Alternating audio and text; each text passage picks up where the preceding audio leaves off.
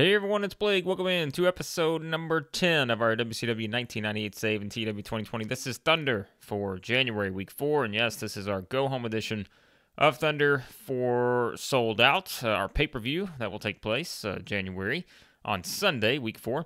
And I know it took a while, considering we started the save last year sometime, I think. Was it? I don't even remember. December maybe? I'm not sure. But it took us about 8 months to get to our first pay-per-view? Not ideal, but no, I'm just kidding. We've obviously picked back up with the save here recently, and yes, we are now an episode away from our first pay-per-view. And as I've teased before, if you've kind of latched onto this series, even if you watched it initially and maybe you've come back to it, we are going to perhaps make a pretty significant change to our save after Sold Out. But I haven't decided for sure yet, but it is something I'm at least considering so that we can move through these things a little bit quicker in terms of moving through the year and all that. So we'll talk about that after Sold Out. But this is the go-home edition of Thunder before our pay-per-view, and let's get it started with our pre-show in a terrible pre-show match. It's Mortis and Wrath getting the win over Chris Adams and Scott Armstrong, 632, 52 for this one.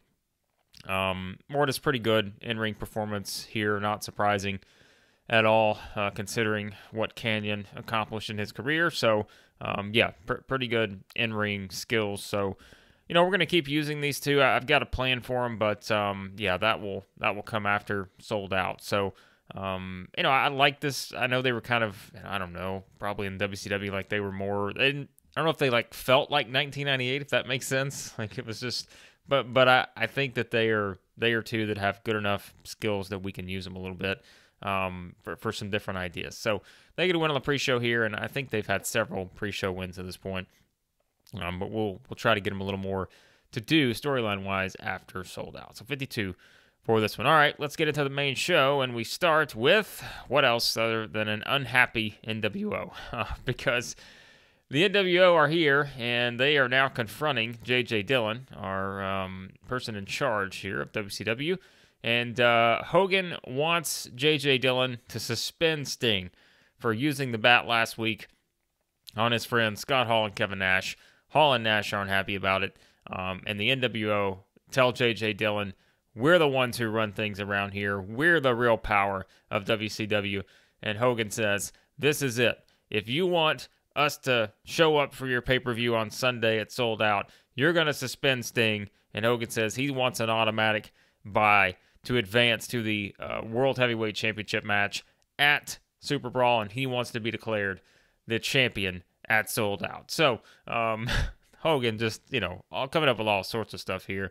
But Dillon says that's not happening. Sting's not being suspended, and also you three aren't going anywhere because you are contractually obligated to fulfill your matches that contracts have already been signed for at Sold Out. So Hogan, Hall, Nash, not very happy here, but Hogan says he'll find a way to make sure that Sting doesn't make it to Sold Out. So, JJ doesn't look great here, but we didn't script any of these other guys, so obviously we couldn't script JJ. Scott Hall struggled going off script. I'm not buying that. Not at all. So Nash does well, though. So an 82. So start things off here, and we'll see where this leads. And then match-wise, start off with a really good match here, actually. Dean Malenko getting the win over La Parka. 9:58 here. We give him 10 minutes. Texas Cloverleaf, and it comes after Chris Jericho tries to interfere to get maybe the upper hand on Malenko heading into their match at Sold Out, but doesn't work. And Jericho's pissed after the match. He's not happy, and it is Malenko able to go to the Texas Cloverleaf to get the win on La Parka. So we keep talking about the cruiserweights. I mean, as you're going to see, there's multiple cruiserweight matches on the show. But as someone else pointed out too, there's such kind of a gap between kind of where we're at in this save right now in terms of, our top stars are over as can be. But there's this big gap between them and the cruiserweights. And, we're trying to really start to build up our cruiserweights because we know popularity matters. And, having good matches like this is going to help. But there's still a long way to go, but we will get there, and we're not in danger of being put out of business or anything. So it may take a little time, but we've got to build up some of these guys, and yeah, we're going to be able to do that because their in-ring performance is going to help carry them in a lot of things. So 77 for Malenko there, so that's good. But it is Malenko getting the win, with Jericho not happy after the match as he was trying to cost his opponent a victory here, but to no avail in this one. And then we go to Gene Okerlund, who is with Raven. And Raven says that Booker T will fully understand the extent of what Raven's rules means when they meet on Sunday at Sold Out for the television title. But Raven also says Booker will find out exactly what that means tonight whenever he and Saturn team up against Harlem Heat. Yes, Booker T and Stevie Ray, a reunion here, as they will team up against Raven and Saturn tonight leading into the pay-per-view. So Raven kind of hinting at, Booker's going to find out what I mean by Raven's rules.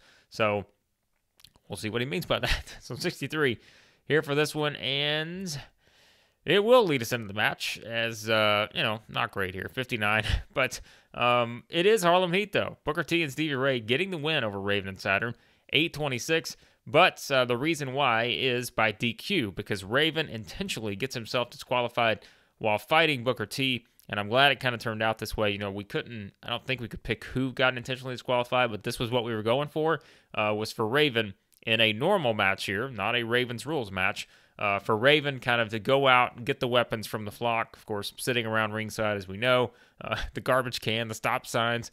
I don't know if you guys played like WCW, NWO Revenge or whatever on the, was it N64? Like I remember this, it was so awesome to grab the stop signs or whatever else you could grab out of the crowd. That's kind of what you get here, as it's Raven intentionally grabbing a weapon and going after Booker here. So he gets himself disqualified, but at the same time, now we kind of understand what he means by, this is what it's going to mean by like Raven's rules. There are no rules. So if he does this at Sold Out, there's a chance that Raven's going to walk out with the television title because there's nothing that can stop him there. So Raven kind of getting the upper hand here, even though technically Booker and Stevie Ray get the win. But excellent chemistry, not surprising there for Booker and Stevie Ray. That's, again, not surprising. And Raven and Saturn, we've had them before, great chemistry. So this worked out, although, a little more popularity. This is a better match, but it is what it is. So 59 for this one. And then it is Gene with JJ Dillon, and they come out on the stage. And JJ says he'd like Eddie Guerrero to come on out. And here comes Eddie Guerrero smiling, very happy and all this. And JJ Dillon says that, unfortunately, due to a traveling and contractual issue, we got a lot of contractual issues around here, don't we? He says that Ultimo Dragon, Eddie Guerrero's scheduled opponent for Sold Out for the Cruiserweight Championship, will not be at Sold Out now. And then I will explain this to you in a minute why. And then JJ says, however, he has found a suitable replacement for Eddie Guerrero. And Eddie's like, whoa, hold on a second there. Hold on. He's like, I should not have to fight then. There's no reason for me to defend my championship. He's the top challenger. I shouldn't have to defend my title. And JJ's like, that's not exactly how this is going to work. JJ says, what we're going to do is we're going to go to the next person in line on down the list that does not have a match. It's Sold Out. And he points out that means Chris Jericho, Dean Malenko, well, they're already in a match. However, there's a person near them in our, contender rankings that does not. And that's when JJ Dillon says, Eddie Guerrero, you will go one-on-one and defend your Cruiserweight Championship at Sold Out against Rey Mysterio Jr. So that is now your match. Eddie's not happy about this. He's pissed off having to go back and have, face off with Rey again. And we all know kind of the classics they would have over the years. But Eddie not happy about having to go up against Rey here in this one. So that is now our Cruiserweight Championship match. It'll be Eddie Guerrero versus Rey Mysterio. And the reason why, if you have followed the save, I thought we could get past Sold Out without having Ultimo Dragon accept the contract offer, which was an exclusive contract from CMLL. So we've kind of seen that in our mail in one of the recent episodes. I thought we could make it past Sold Out. And once we realized that, I told you guys at the time, I was like, well, that may not be good because I don't know how long this is going to drag out. But if it goes pretty quickly, we can't match what CMLL is offering Ultimo Dragon. And so he's probably gone. Well, he signed the contract on Thursday here, right before we do Thunder. And so Ultimo Dragon, unfortunately, he will not be available for the show. He's still available for us right now because his contract has not started yet, but he will not be available for Sold Out. So we're going to plug in Rey Mysterio here, and it actually works okay because there was something we were going to go to in kind of the future booking I had with Rey, and it involves Eddie, but we're actually just going to be able to plug it in now, so it actually works okay. So that is why, if you're wondering, we've done all this hype, although it hasn't been overly huge. This hype that we've done for Eddie Ultimo, well, it's not going to happen now because contractual issues, once again, as Ultimo is headed to CMLL. So, yeah, it is what it is. But I think this match will still be just fine with Eddie and Rey. So 63 for this one. And then, speaking of cruiserweights, here's another one, as we said earlier. Konnan versus Chavo Guerrero, and Konnan gets the win, 7-18, the submission. Tequila Sunrise, Konnan pretty good here, 63 in terms of his in-ring performance. But, again, I mean, the cruiserweight matches are going to deliver. Although it says poor match, look, it's going to be better than some of the other stuff we get from other people, the Giant and other people right now. So, this is just another way to kind of keep the cruiserweights active. And, yeah, they will certainly have a spot, and they help us in different ways. So, Konnan gets the win here. Haven't seen a lot of Konnan thus far, but he gets the win over Chavo in just, a nice little match here. 62 for this one. And then it is Goldberg. Gene's very busy tonight, in case you haven't noticed. Gene's got a lot of work on his hands, and as you'll see in a second, he's got people coming at him all over the place. But Gene wants to know Goldberg's strategy for Sold Outs, and you've issued an open challenge. You don't know who your opponent's going to be, and Gene brings up, Goldberg's a former football player and all this other stuff, and he's used to scouting his opponents and preparing and all this, and Gene's just like, how are you going to get ready for this match that's Sold Out? And Goldberg says, I've already gotten ready for it, Gene. It's it's like all these people that I've already beaten. That's how I've gotten ready for it, because I've already shown the world that I can beat anybody. And he says, Gene, you still look at that number. There's still a 0 on the right-hand side. Nobody's beaten me yet. And on Sunday at Sold Out, we're all going to find out who's next. So Goldberg cutting a nice little promo here leading into Sold Out, his open challenge that he's issued. We don't know who's accepted that challenge. We will find out at the pay-per-view. 82 for this one. Goldberg does not do well without a script. That's fine. We still get an 82 out of it. So there you go. Goldberg versus ... Who's it going to be? It's Sold Out. We will see. All right, and then as Goldberg leaves, here comes Scott Steiner. And Scott Steiner coming on in here, and he is with Gene now. And Scott says that, Rick's not here yet. He said Rick was running a little behind. He was having some issues, but he let him know that he'd be here, after his match. But Scott says he's going to go ahead and take care of business in his match against Barry Darsow here, one-on-one match. And he says he's just getting prepared for their tag team championship match on Sunday at Sold Out, as it will be the Steiners taking on Buff Bagwell, Scott Norton. And that's when kind of Scott hypes, we're a true team, unlike Buff and Norton. And, that's just kind of what Scott's playing up here. These two are just kind of thrown together. And Scott says, we're brothers. We're a true team. We will retain our championships on Sunday. So 64 here for this one. And that does lead us into the match between Scott Steiner and Barry Darsow. So Scott going up against the former Smash of Demolition. As Scott gets the win, as you would expect, 801. Steiner Screwdriver, pretty good here, decent, 67 for Scott on his in-ring performance. But, kind of another match that's just there to kind of serve a purpose here to give Scott a win. But the bigger story is after the match. Now, remember, Scott just said, Rick was running a little behind and was having some travel issues, so run a little behind, but he said he'll be here shortly. And, well, he's apparently here, and apparently someone was waiting on him, because we see backstage, we cut to the video backstage, and it is Buff Bagwell and Scott Norton. They have jumped Rick Steiner, and Scott Steiner sees this, and he gives chase as Buff and Norton are beating down Rick Steiner backstage. So how does that impact the tag team championship match that Sold Out?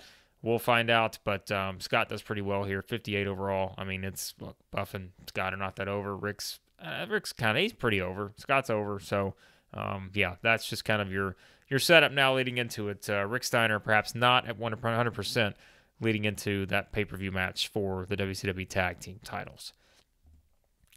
All right, and then it's Ric Flair, and no doubt our best segment thus far. Ric Flair once again reiterating, just as he did on Nitro, the importance of his sold-out match with Bret Hart. The winner goes on to the Super Brawl main event to take on the winner, or whoever will be crowned our new heavyweight champion at that point, either Hollywood Hogan or Sting. And Flair just reiterates how important this match is to his career. He's on the last legs of his career. He knows this is it. And again, I laugh at that every time, knowing that he just had another match this year. But, this is just, kind of your serious kind of sit-down, promo here from Rick, just really hyping up the importance of this match with Bret Hart and just how sort of monumental this match could be. So that's kind of what we're playing up here with Rick once again saying that this could be it for him, his last chance at that World Heavyweight Championship that he's held more than anybody. This could be it for him and his last opportunity. So Rick, just great stuff. We know what to expect from Rick here. So 91 for this one, and that is when we transition to not as good of a promo, but Bret's not Rick in terms of the promo. 76, so I would have liked that to be a little bit better. But Bret, we go to his promo, another kind of serious sit-down video promo here from Bret.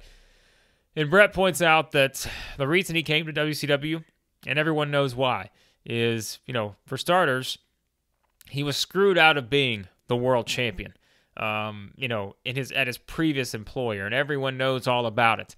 He is still the world champion in his mind, and he says that that's because now his goal is to once again be the world champion because he was never stripped of that label. He was screwed out of it, and playing up the Montreal Screwjob here. And Bret says now he's going to prove that no matter where he is, no matter what company he's in, he is the best there is, the best there was, and the best there ever will be. And to get there, he has to go through one of the best to ever do it, and that is Ric Flair. And he says he's going to do just that at Sold Out. So, no, don't adjust your screens. Once again, if you followed the, I don't remember, was it the AEW or WWE one? I think it was the WWE one. This is now the second time this has happened to us in recent months where for some reason the recording just did not record right. And after the Bret Hart promo, which actually it cut off at a pretty good spot, after the Bret Hart promo, there was some kind of issue with the recording, and when I went to play it back, you could hear the audio, but the video was not there. And so you could have just listened to me, I guess, with a black screen, but instead I'm going to kind of give you a rundown of what happened here quickly on the rest of the show for Thunder, which is unfortunate because it's a pretty good show here. So we had the Bret promo. I'm just going to run through this stuff. You can already see what happens, but Steven Regal getting the win over Ray Traylor. We did get the note there that the fans weren't interested in two guys that, they felt like should be on the pre-show. So still a work in progress with Regal. But we've got to do it somehow. So it's fine. And so Regal gets the win there. And then after the match, he just tells DDP he's going to class up the U.S. title. So those two will meet up for the U.S. Heavyweight Championship. It's Sold Out. Then before our big main event, it is, and there you go. You can already see the official result. Luger says he and Sting are going to take out the NWO, basically just playing up, as we know, kind of what's been going on with Hogan coming after Luger, coming after Sting, and they say that they're going to still take down the NWO and that they're still here, and Hogan has not been able to kind of, achieve his objective just yet. So in 82 there, that was a nice segment. And then in the main event, it was Sting and Lex Luger getting the win over the Outsiders, Scott Hall and Kevin Nash, with Sting using the Scorpion Deathlock to make Scott Hall submit, which I know what you're thinking, boy, you're beating Hall going into the pay-per-view. But there's a very interesting story arc we have in mind for Scott Hall here. But Sting gets the win, and that was via some interference from Larry Zbyszko, which he will take on Scott Hall at Sold Out. So that's kind of playing up that there, all the interference from the NWO. Well, finally, someone on the other side gets some interference and is able to, get a victory. So Sting and Luger with a nice win, but after the match, Savage has just been laying in wait. We've seen no Savage on this show. Here comes Randy Savage. He jumps Lex Luger, picking his spot, and they're brawling now. Of course, they're going to go up against each other at Sold Out. So we have these two brawling. And then, of course, that takes Luger out of the picture. That leaves Sting all alone with Hogan, Hall, and Nash, and that is when Hogan grabs the bat of Sting, and of course, the ultimate hypocrite here, Hogan, getting ready to use Sting's bat, who he wanted Sting suspended for earlier on in the night. Hogan getting ready to use Sting's bat on him, and the NWO circling him like some sharks. However, here comes the Giants and Larry Zbyszko, who's still there. They come down to join Sting, so when the Giant comes down, he's going to get your attention. So the Giant comes down, and he joins in on the mix, and now we got a full-on brawl. So everyone's kind of paired off here. Sting and Hogan going at it. Hall and Zbyszko, Giant and Nash, Luger and Savage. We just got chaos everywhere, but as you know, we've really kind of played that up in our shows here to make it more Attitude Era-esque. So chaos everywhere for this as we go off the air for our Go Home edition of Thunder. So 83 for this episode, so it turned out to be a pretty good show. As you can see, we did pretty well here on this. Again, I'm still pissed that the video did not work out well, but the highlight, Ric Flair, great promo leading into that match with Bret. So a lot of good stuff on this edition of Thunder. And just as a note, I've already deleted the emails, but there were a couple of opinions, and it was, I'm trying to think, someone had an opinion. Sergeant Buddy Lee Parker had an opinion of Louis Spicoli. He was very high on him, thought he could be a star. So Louis kind of our manager in the NWO, as we know. And then the other notes was that Goldberg just said that Saturn is a complete waste of time. Like, he's just calling this guy a complete waste, and that we should not put him on the show at all. Like, just keep Saturn away from everything. So maybe we'll see. Maybe Saturn's going to be the one now to accept the open challenge, because apparently Goldberg hates him. We'll see how that plays out. But those were really the biggest notes on the mail. Also, our mail letting us know that Ultimo Dragon is leaving for CMLL under an exclusive written deal. So that kind of plays into what we did a little bit earlier with the Cruiserweight title situation. So, all right, that was Thunder. And so, again, my apologies. By the way, Saturday night was a terrible show here. Did not do well with that one. If you want to quickly look at that, I let the computer book this one, or I let the game book it. And, yeah, I should have spent a little more time with it. But we actually will be doing that after Sold Out. You'll understand why soon enough. All right, so that was Thunder, and as always, be sure to like, share, subscribe, all that good stuff. Check out the WWE 2022 save and the AEW 2022 save combined. You've probably got like 100 episodes there, I think. Getting close there somehow.